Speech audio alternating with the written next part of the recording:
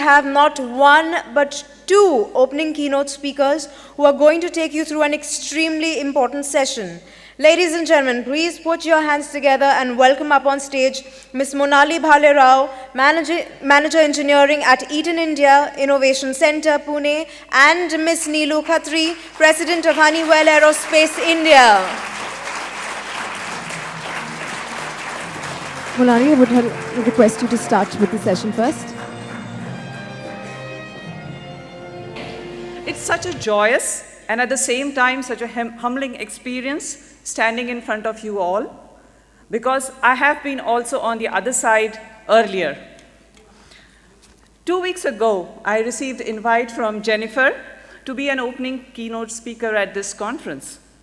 2 days later, I was mulling over the topic of this keynote and its contents.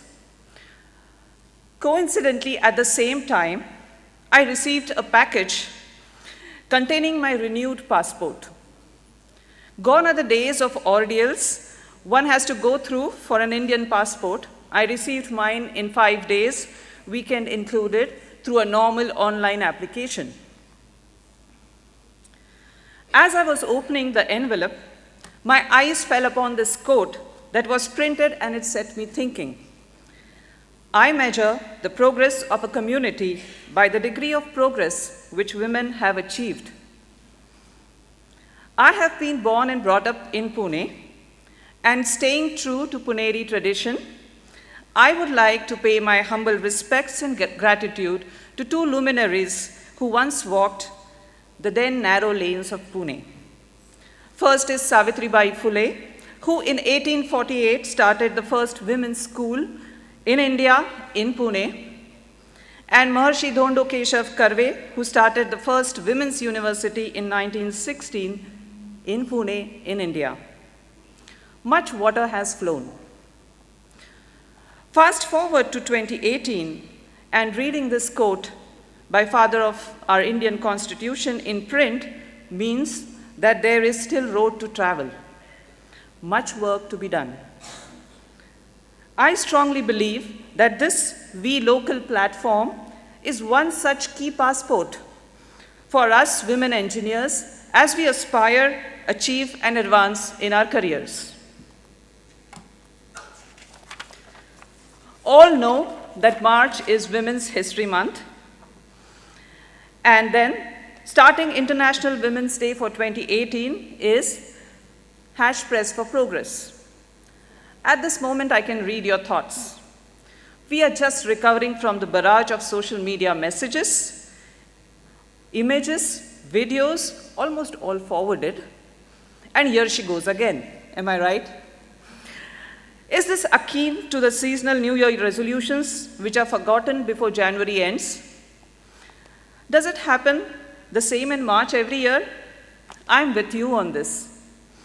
Being engineers, we relate easily to product design scorecards and CTQs, the key measurable characteristics of a product or a process. In similar fashion, I believe, after these many years of experience in the industry, it is important to understand gender equality. Gender equality does not mean that women and men will be the same, but that women's and men's rights, responsibilities, opportunities will not depend upon whether we are a man, a boy, or a girl, or a woman. Gender equality means fairness of treatment for women and men according to their respective needs. This may include equal treatment or treatment that is different, but which is considered equivalent in terms of rights, benefits, obligations, and opportunities. That's what the United Nations says. Gender equity, I believe, is a core element of inclusion. It is about ensuring that each individual here has what they need to be successful, which helps to create a level playing field for both women and men. These CTQs are essential and not a nice to have. What I want each one of you to be aware of this strong global momentum striving for gender equity. We are so busy in our day-to-day jobs, so focused on ensuring to have that weekly routine done as we had planned, that we miss what is happening around us and which is so important for both men and women. How many of you heard about the World Economic Forum's 2017 Global Gender Gap Report findings that tell us that gender parity is over 200 years away? It means almost 5 generations away.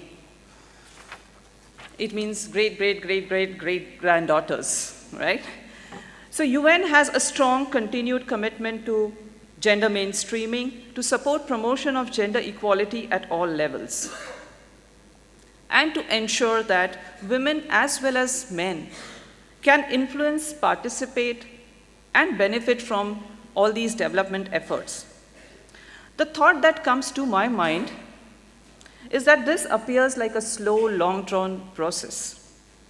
And as I'm personally trying to assimilate and distill what this means to me, is this like boiling the ocean, or whether each one of us can contribute through collective wisdom and shared responsibility?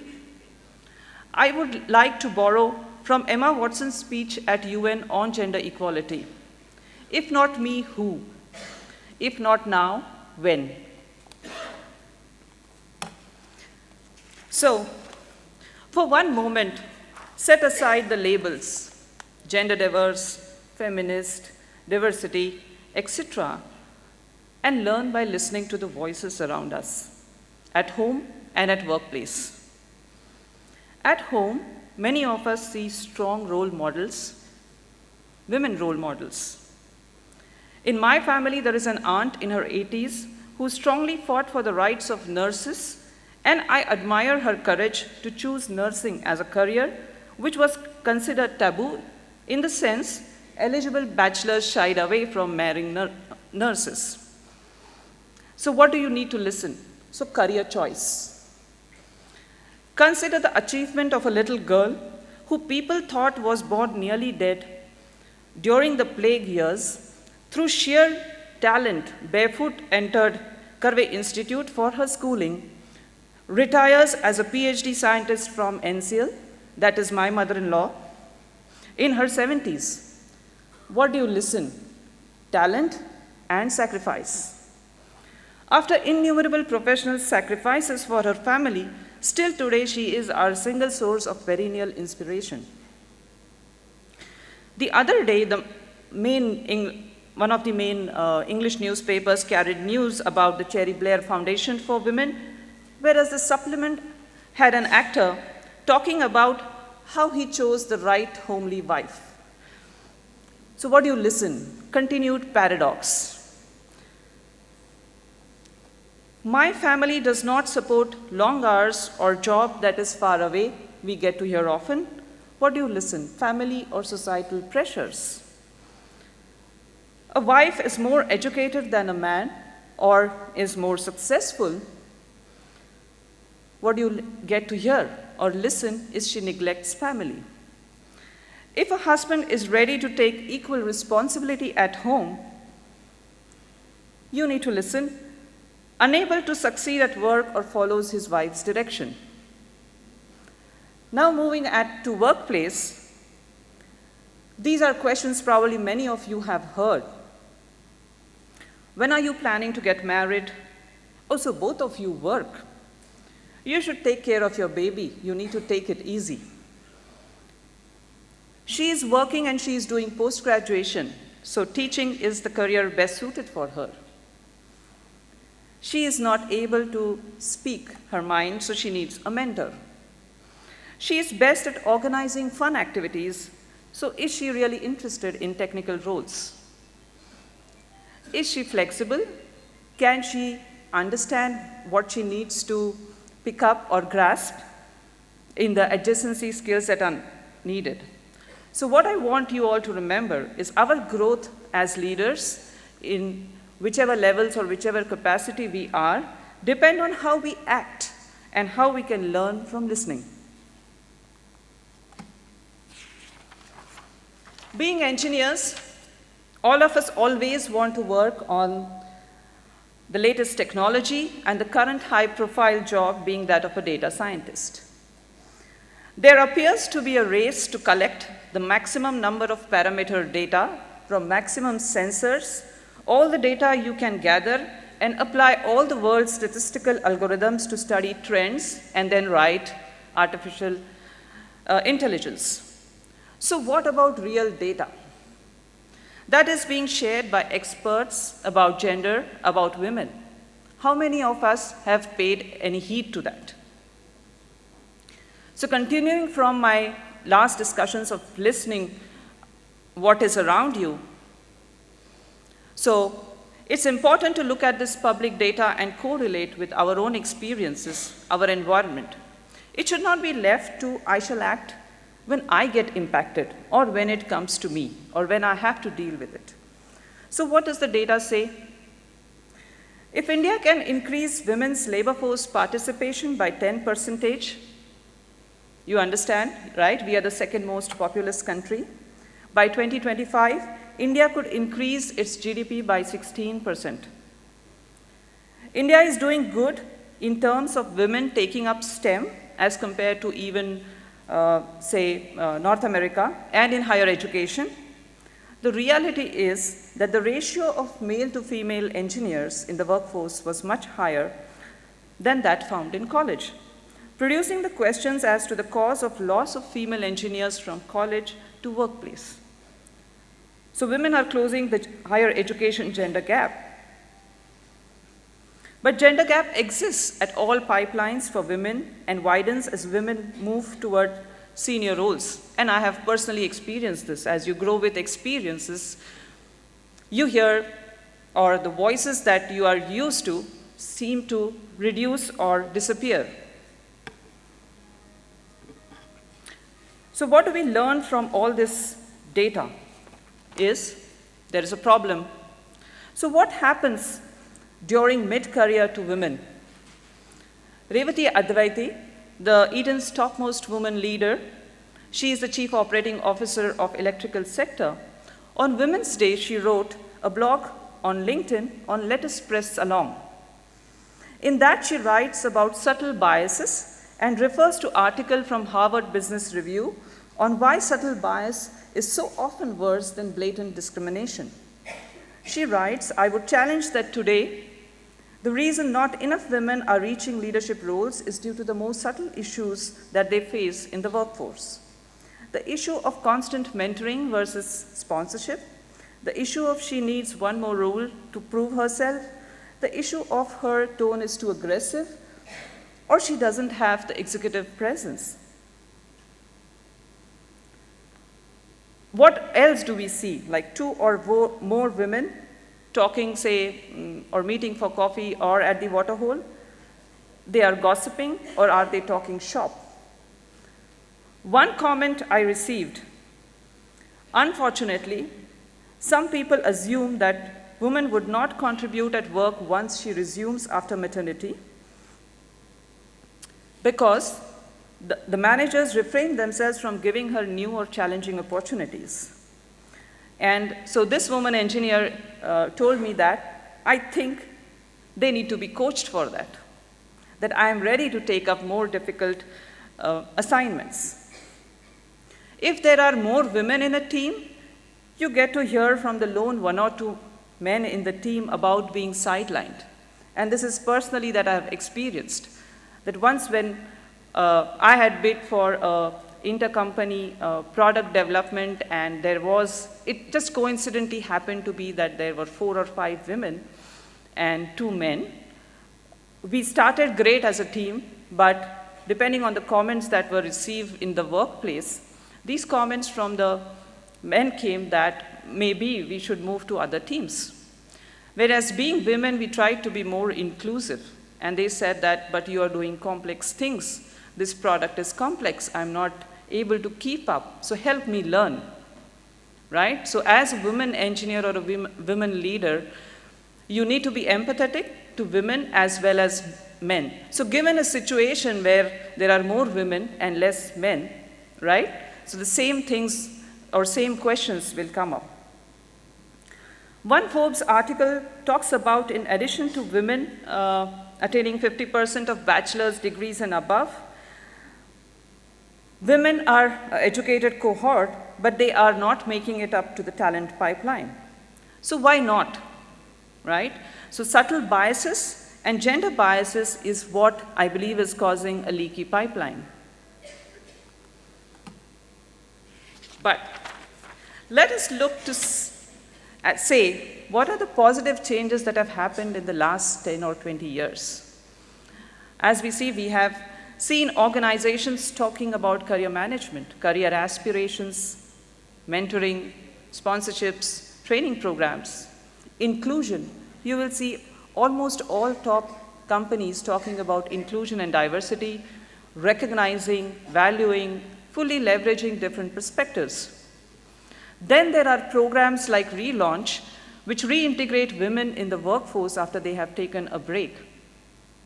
There are multiple flexible work solutions that are being offered by various organizations which address the work-life integration for retention of more women. But I believe what is more important is for us as women to support each other, whichever organization we belong to. And we need to hire more women. For that, we need our main colleagues as our allies, and also build strong women networks, say starting from SWE. Because networking is one thing, I believe, which we missed out in all the industrial development of, or I would say the organizational development that happens. Women have been, I would say, left out or kept aside because we were not able or we did not understand the importance of networking. So I think these 2 days that you have committed for yourself, use the opportunity to network and learn from each other.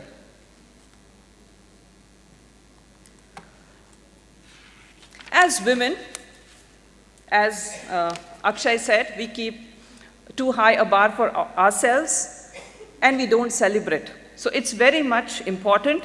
I believe celebration is a key to success. Reflect deeply on your successes and even small wins.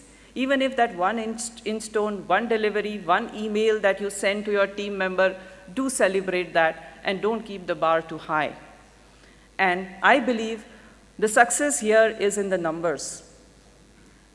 I still remember fresh a day when we were discussing with all the SWE, I would say leaders, where should the conference be, which hotel it should be in, which city it should be in. So in 2016, there were 330, 2017, 600. Today, we are 750 plus.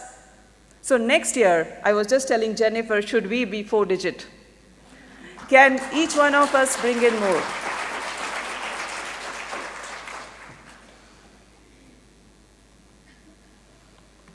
I would like to conclude, as it is important to reflect on our successes, each one I would urge you to reflect on what matters most to you.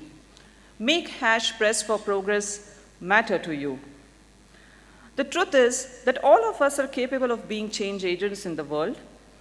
We should all Press for Progress. It takes personal commitment. Too often, though, as we buy into the belief that we don't have what it takes to create change or something is beyond our control, I don't have the bandwidth, when it comes to solving big problems or righting the big wrongs, we should ask ourselves, why is this, or what can we do to make a change? At family, workplace, community, public conversations, what would you do? I would like each one of you, by end of tomorrow, to take a small pledge for yourself. Like, what would you do? How would you change the conversations in your world, in your environment?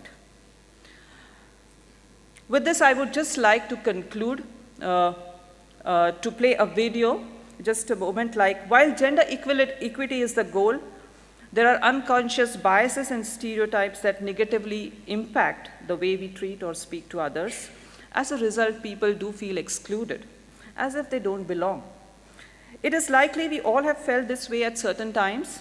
We asked, so in Eaton, I would like you to play a video that we had made it for International Women's Day, but I believe it is universal. It applies beyond one organization. So we had asked employees from around the world to share a time when they felt excluded, and we also asked them what they would do to ensure exclusion doesn't happen in their interactions with others. And I would also urge you to add this to your pledge, like when you're changing the conversations, how you are going to ensure that something that, or some point or some experience where you were excluded does not repeat. So I would like to end with the video, and thank you for this opportunity. Have a great 2 days at this conference. Thank you. And gentlemen, and this just kind of gives me a huge pleasure to be in a situation, because I can relate to many incidents that I actually faced in my life. So for those of you who don't know, I was from the initial courses of women officers in the Indian Air Force. And it used to be, it used to be a room full of men, and I would be one lone woman sitting somewhere in the corner. And most of these, commanding officers would come in and they would say, "Good morning, gentlemen," and Neelu. And then it started off with saying, "Good morning, officers," and lady. And then, I had a hard time to tell them to say that, okay, it's okay to just say good morning, officers, I'm one of them, So to me, I can relate to the group, and I feel, I know what, some of the gentlemen were talking initially, especially you from Eaton, saying that, I feel privileged here. So thank you so much, Sui, for inviting a wonderful, wonderful platform, I would say, especially for women engineers in India. And a good forum to get together and really get away from work and really think about how your career is going, take lessons from each other, hear stories from each other. I'm going to share today my story of who I have been and what have been my learnings on my journey. I work for Honeywell, and I'm currently the president for Aerospace business in India. I took over this role about a year back, and I will share some of my processes that I went through and hope that it will give some learning to all of us. Very quickly, Honeywell, right? And I take huge pride on being a part of Honeywell Aerospace. For me, it's very cool technologies. We sit on many aircrafts, starting from bomber aircrafts to ships to guns and, to space equipments. And I know there are a lot of Honeywell Aerospace women sitting out there. Raise hands. Yeah, you guys are my favorite. So, and I know each one of you are extremely proud to be part of this, and when we go and talk to our clients, the kind of technologies we bring in, we literally sit from nose to tail of any aircraft that you see flying in the sky, whether it's the cockpit technologies or engines or APUs or wheels and brakes. A great, I would say, emphasis being laid on connected, on predictive maintenance, etc. Let me tell you who I am. And, I'm sure most of you must have heard about this little city called Jabalpur. And in my, I see some smiles I can make out. Some of you might be from Jabalpur. It's a sleepy town. It's an extremely sleepy town. Nothing ever happens there. Nothing ever happens. I was born there. And it was a, excruciating time, and a lot of happiness, a lot of confidence, and some historical monuments around. A very plain life I had. I was probably also the black sheep kind of a person in the school. I don't have one of my colleagues who attended last time. She, she was from my same school, Christchurch I studied in, and she used to be the class topper. And God, I remember how many slaps I had in my life from my mother and my teacher because of her. because she did so well and I was so poor in everything. So I think what this city gave me is an absolute barren canvas in my life to dream about. It just kind of, so for many, many years in my life, I had not traveled outside the city. And I'm sure many of you, would even kind of relate that when we were kids, we did not have opportunities to travel much. The only travel we would take would be once in 2 years, probably to my Nani's house, my grandmother's house in Jalandhar. And beyond that, we hadn't seen anything. So while it was a limitation for me, it was also a firing up of my imagination on what the world was outside this little city. This is me, my brother and my 2 sons. They have one thing in common, only one thing. Both of them called me BTM. Bhenji turned model. And I kind of grew up in that mindset, that I was a very ordinary person, not very great in studies at all. And I'll tell you a little story about this bank that you see in Jabalpur. It used to be near my house. The only one good thing that I was in my initial years of life was I used to drive bikes. It's still my passion. And for some reason, because I was driving, although I had a brother, I still have a brother. I mean, he's a younger one, but he was, always in his own world. So I got to ride my mother to take her to bank for whatever. We had no money, but I don't know why we went to the banks. So when we went there, she would go to do whatever, and I used to always take her. And every time we went there to the bank, there was one lady sitting, and she was probably a bank deposit clerk or something. And every time we would come back from the bank at home, I would see my mother sitting, and she would say, "Oh my God, I wish Neelu becomes a clerk like that in this bank." I grew up with that thought. And for me, that was a big thing because, it was. Believe me, it was. I'm sure for that woman to be one person in the bank and in those days, going out and having her own job, a government job with a pension and pay and perks and an independence, I'm sure it was a big thing. So I always grew up related to the bank. And whenever I go there now, I tell my mother, "You wanted me to sit here, 1993. I still did not know what to do in my life. I was pursuing my Bachelor's of Arts. Economics was my hobby. I was hugely into reading though. We had no internet those days, but I used to hugely be in readings. And a fine day, as all of us go through in life, especially Indian women, there was the moment you turn 21 or 22, there's this families start talking about that today some family is going to come in the evening and you carry a tray in front of them and you know what's going to happen. So something like that was being talked about, and I kind of escaped from the house. And my dad got a little scared. They thought ladki bhag jayegi types. Na? So he asked me, he said, "What do you want to do?" I absolutely did not know what to answer. Genuinely, I think that was my biggest fear, and it was true.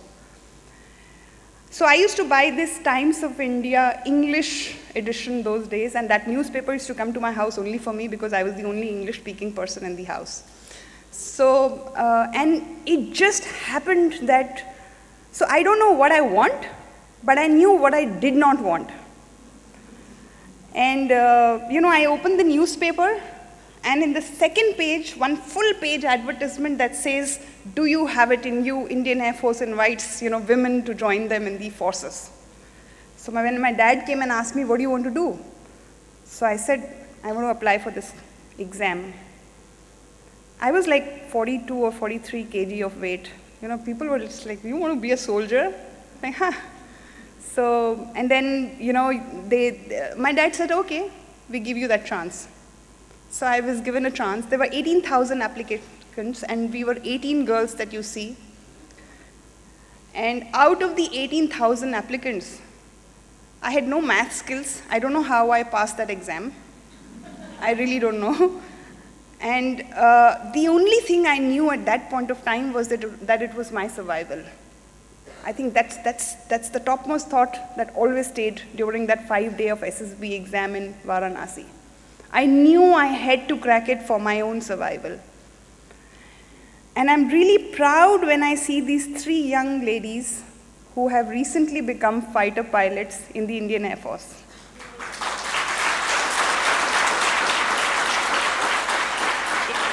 Isn't it absolutely amazing to see girls flying the MiGs and the Jaguars and the Rafales or whatever aircraft the Indian Air Force has?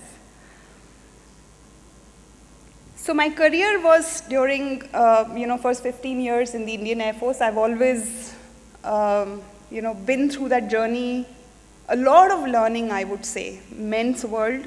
But I think what it taught me was that I stood up for myself. I always spoke for myself because there was nobody next to me. A huge stiff project management, timelines, work hours, ethics. I think those are the learnings that I had in these few 15, 16 years of my life. And beyond which, then I thought, I had my learning in this organization. It was time for me to move on. Post which I joined KPMG, a wonderful organization for me. I learned a lot. What I also understood the moment I came into KPMG was that you had to carry your own tea. You had to go do your own faxes. You had to send your own emails that I was not used to it. What I was used to was, towards the last 4 or 5 years, was a gypsy coming in, a man coming in, picking up my briefcase, offering tea, taking orders. So I had to kind of literally, reinvent myself. And the second learning that I had during this point of time was never fear new things. I kind of humbled myself to the positions of the new entries, which was a fact. I was a new entry there in the corporate world. It's been 11 years for me that I've been in the corporate world. And the amount of inquisitive learning that I've had in these organizations that I've worked has taught me so much on an everyday basis. So I kept an open mind, went up to anybody and everybody to see what I could learn on how these organizations function. At KPMG, I ended up creating a new business division on aerospace advisory, which was not existing at that point of time. I'm talking about 2008. Fast forward, Honeywell. I joined Honeywell as a strategy leader for India. And very shortly, I think year and a half later, I kind of knew why I had come into Honeywell. I knew that I had not come to create strategy. I knew I wanted to run business. That was there in my mind the first day. And I kept on talking to my mentors and my leaders on how do I get into business. And a year back is the time when I have now taken over the business. I feel I have arrived here, wonderful team, lots and lots of learning experience. Repeating, I'm not an engineer, but I have wonderful engineering team that I work with that support me. And that's how I work on this one. This is something I want each one of you to carry home with you. There is nothing called luck that I believe into. Luck only comes in when you're working. And it's my favorite quote by Gary Player. He's a famous golfer. I read a lot. I get very inspired when I come up with these kind of thoughts and readings. The harder you keep on practicing, the harder you keep on working, things happen. So sometimes you don't get what you really achieve for, but you land up somewhere there. So you're really not from where you were starting up. I think these are things that have really kept me going on lots and lots of time. The most important thing, and this is very true more for women, you ask a man, can you do a job? Can he do this job? He wouldn't even understand the job description, and the first answer he will give is, yes, I can do it. And you ask a woman, can you do this job? And she knows it like the back of her hand. She's like, okay, let me see. Yeah, let me get back to you tomorrow. Okay, let me give it a thought. Let me ask my friends. That's our DNA. We are like who we are. And even I am like that. I am like that too. So we all have our own fears. We don't know whether we are smart enough. We don't know whether we are doing the right thing. We don't know whether we said the right thing. We don't know what should have been said, etc., etc., etc. It's never ending. I would say, on an everyday basis, go face your fears, the worst fears that you have. Put yourself into those situations and do it. You might fail them. A couple of people might laugh over it, but that's okay. Nobody remembers the laughters the next day. Some of the stories that inspire me, I don't know how many of you have heard about Tessie Thomas. She's the Missile Woman of India, a DRDO scientist. A woman at the age of 13, when she was a little kid, her dad faces paralysis. And, she's got 5 or 6 siblings, mother who's teaching and probably looking after all the herd. And this girl comes up, becomes an engineer, gets into a domain which is so tough and proves herself. I think this story has taught me one thing: consistency. So after hard work, I think the most important quality that I value is consistency. And that's been my mantra in life. There are days wherein you go up, there are days wherein you will go down. I think you still have to keep steady. It's not just professional, it's you carry it in your personal, generally as a life mantra. It has just taught me so much. Keeping consistent, not letting things go. If you are able to do that, believe me, all of us are, at the end of the day, what we can define is successful. Raji Arasu, anybody?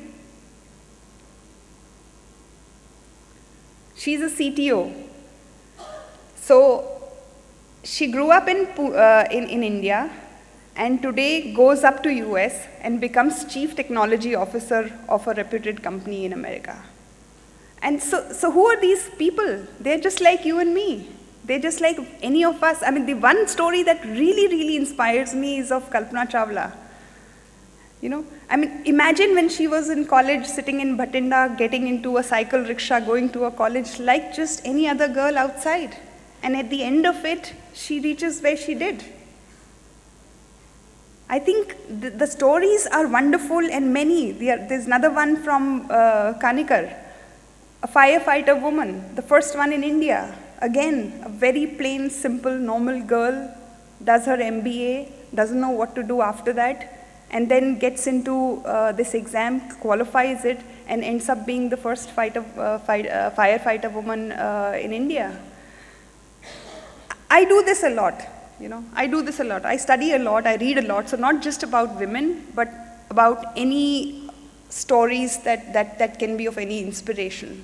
I think it just kind of opens your mind on how do you arrest your own limitations. That has taught me a lot in this scenario.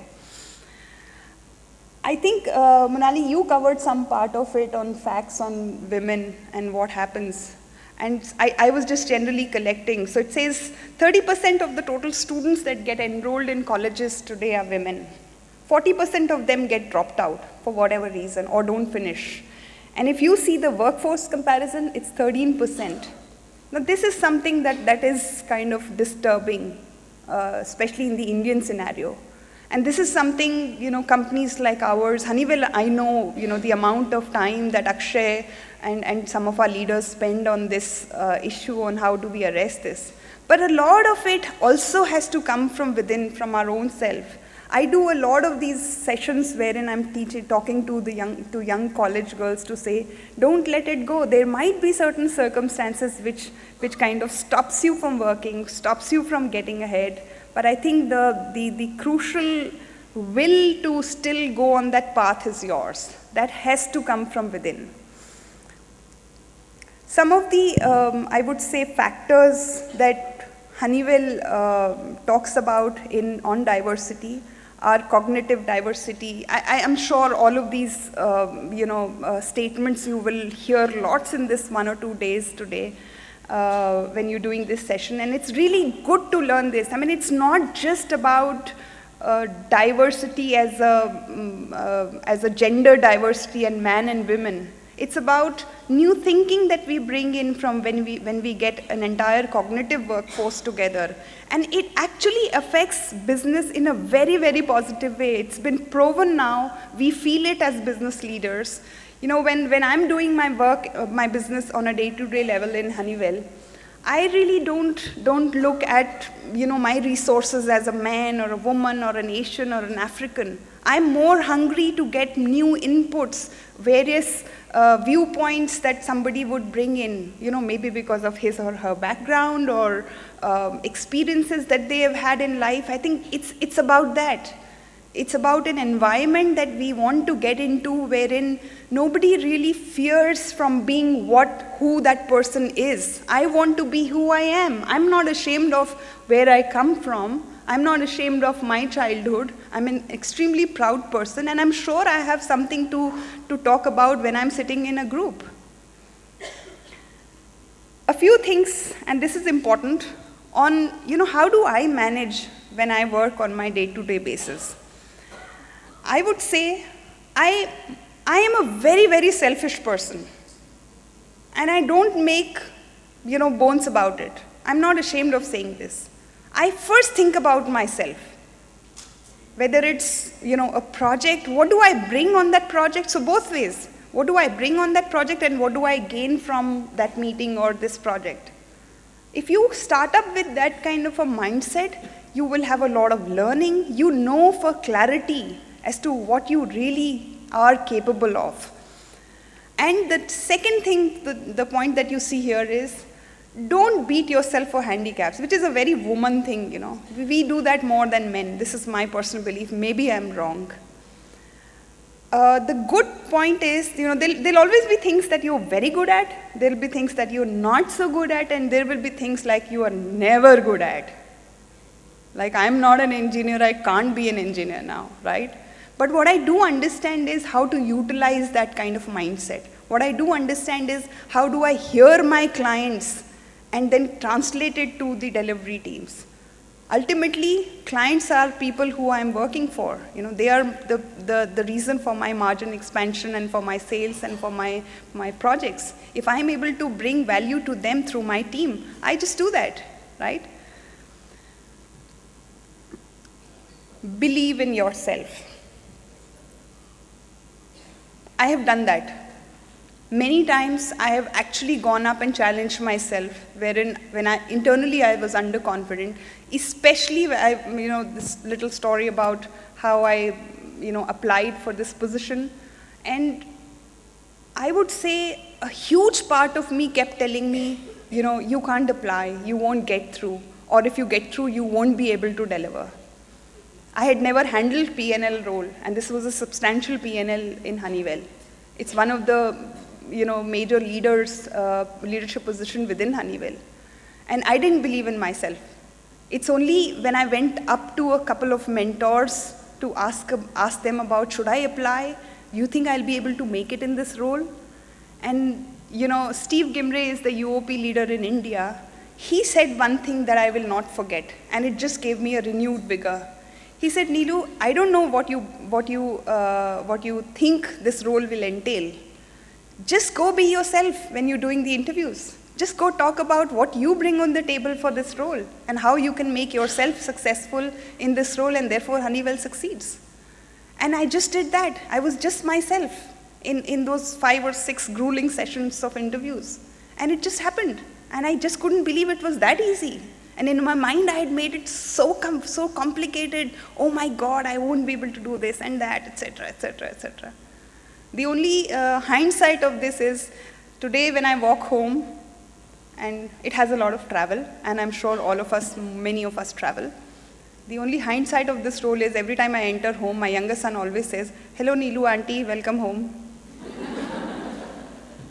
Thank you so much. Any questions? All right, well, I can kick off with one.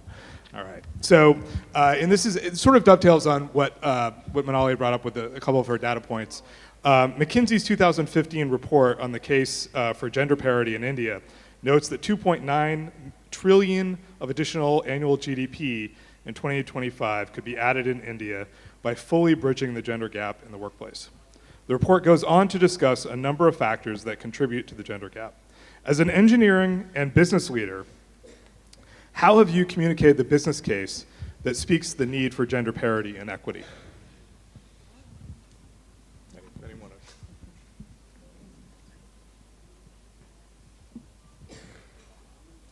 I think they just. Sure.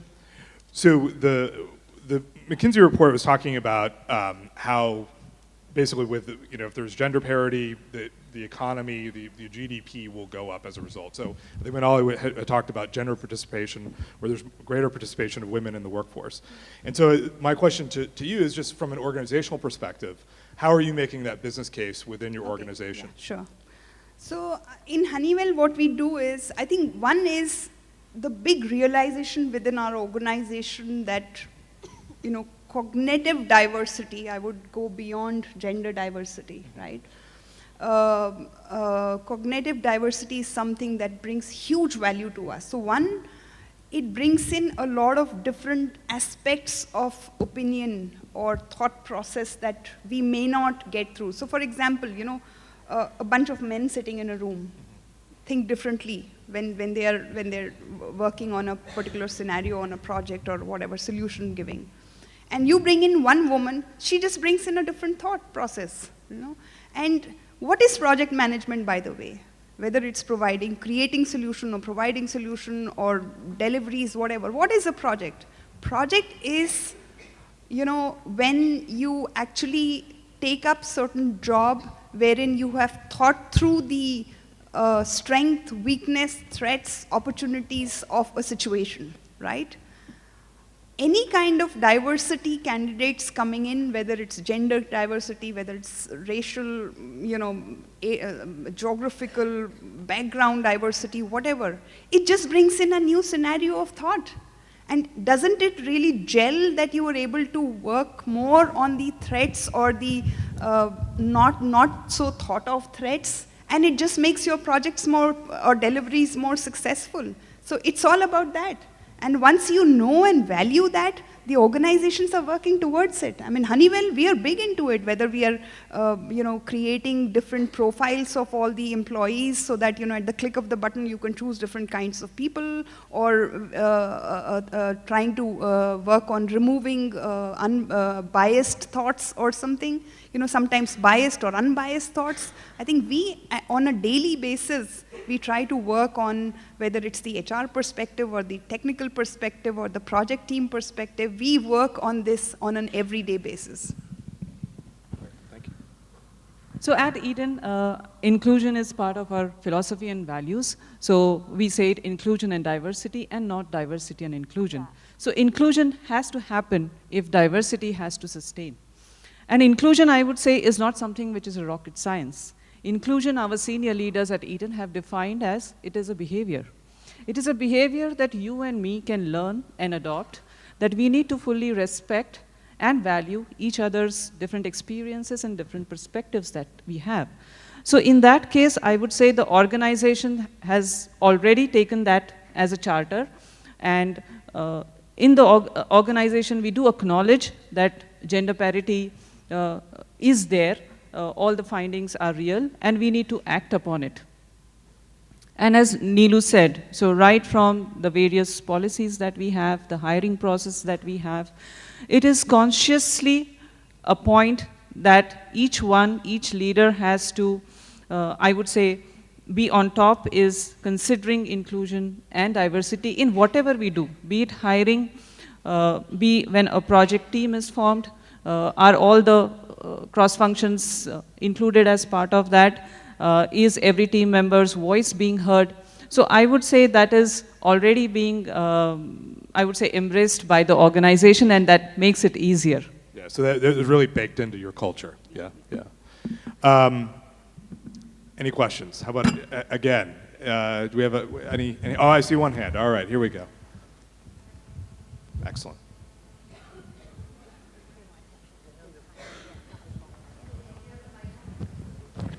Yeah, I'm here. My name is Madhujit, and my question to all of you here is, with so much of talk going on gender diversity in every organization, doesn't it put extra pressure on the women? Because the spotlight is on the women, and one error is highlighted, and I think it goes international and everything. Women are going through undue pressure today because specifically the ones who are performing well, specifically the high potentials, etc. So what is your take on that? Oh, I don't agree with you. Let me tell you, women are very good at putting pressure on themselves even when people are not watching them.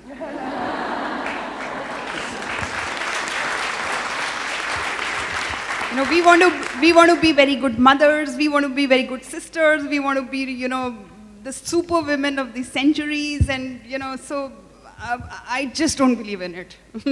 I'm sorry. No, I think in a way it is true what I'm saying, and this is my personal experience. You know, I have been, you know, I'm also a housewife, and you know, kids and household and stuff and office and projects and this and that. I think as women, we are by our DNA, we are people who like to do things sincerely. You know, we like to do things very the right way, the most difficult way, and prove. So I would say gender diversity putting more pressure on us, I mean, could be true by certain percentages, but I mean, it's not something that we should be thinking about. I think we should be thinking more about, you know, it's okay to fail, guys. Sometimes it's perfectly okay to fail. I think in my life, the maximum learning and value in my life has come from my failures. And I'm proud of my failures. I never discard them. I go back to those thoughts, and I'm sure I'll keep failing again and again. I will never pass into everything that I do. It's okay to get that pressure, and it's okay to tell yourself that I'm okay, you know, these are my weaknesses, and here I will not perform so good, so it's all right. I would just put my take on it. I would say more than pressures, I feel I need to be more responsible.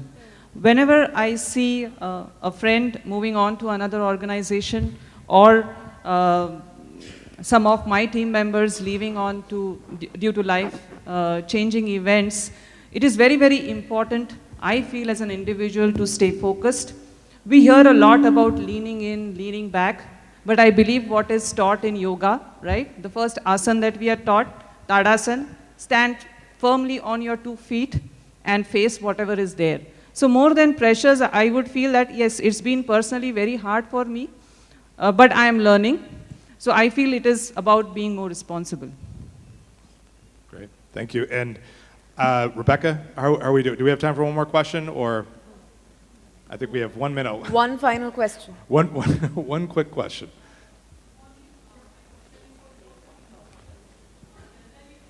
Could you please introduce yourself? Just take this mic. Just a moment, ma'am, just a moment. Another mic is coming to you.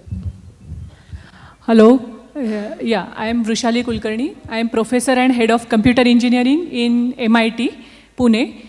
And my question is for both the keynote speakers, that in general we observe that we are very few women at higher positions. Like whenever we say VP or MD of a company, those positions are held by male candidates. All of us, though, we know that situation and it's changing. So how, there are so many women professionals sitting here. So how you will encourage them, and what are your tips to take them for higher leadership positions? Thank you. I think the organizations should kind of understand. So in Honeywell, we are very conscious of this, you know. So the organizations need to understand the difference in handling, I would say, women in general. My personal experience is that women are a little more high touch as resources. So I take out a lot of my personal time to talk to ladies in my team and in my organization. You need to kind of, give them a little mentoring and coaching, because they don't on their own go and find mentors for themselves, which comes very naturally for men folks. They have their group of people, whether they go out smoking or, the breaks or whatever, but they do that. Women generally don't do that very often. So I kind of personally try to take that as my mission, to say that, okay, get women, speak to them, encourage them to apply for new positions, think about your career. So pretty, I would say, understandable many times, because, when you see the graph of women professionals, there's always a time wherein you're getting married and getting into your family, and, for some reason, coming from Stone Age time, women are the supposed defined caretakers for the children. And it doesn't come naturally, especially in the India culture, to say that, okay, we have children now, so husband, you stay back, I go back to work. It doesn't happen that way. But I think those are the thought processes that we as women need to imbibe in ourselves, to say that I'm equally important, my work is important, and this is how we're going to divide the responsibilities and taking it up. So I think it's the organization's responsibility, it's an individual responsibility, and the one thing that I see missing many times, not in everybody, but many times I do find, is you don't know where you will be 5 or 10 years later. I encourage women to think that way. Don't think about the position now or in a year's time. Always see where you want to go in 10 years' time. If you have a larger, longer goal in life defined, or at least not defined, but even a thought process towards that, you will yourself find automatically working towards it, and then getting your organization to help you. So there is one thing that the organization should help you and have that awareness that, that they need to provide coaching, mentoring, or whatever for you to be breaking the ceilings. The other onus, 50% of it, has to come from within you as well. I agree that it's still a challenge, and initially I feel, was it limited just to a particular organization or a particular region? And when I started spending more time understanding inclusion and diversity work streams within Eaton, I understood that it's a global problem, it's a universal problem, irrespective of which region, which organization you belong to.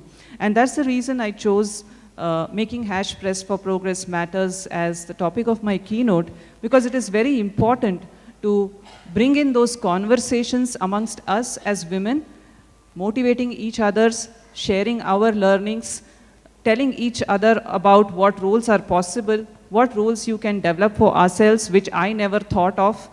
So these are little steps that need to be taken. I'm sure at some point in time there would be a tipping point when we would see this. But yes, to be pragmatic, yes, this is a challenge and organizations are working on it. And we as individuals, the onus is on us, how we seize these opportunities. All right. Well, I think that concludes our keynote presentations. I know we do have some gifts. Yes, so Okay. Peter, I would request you.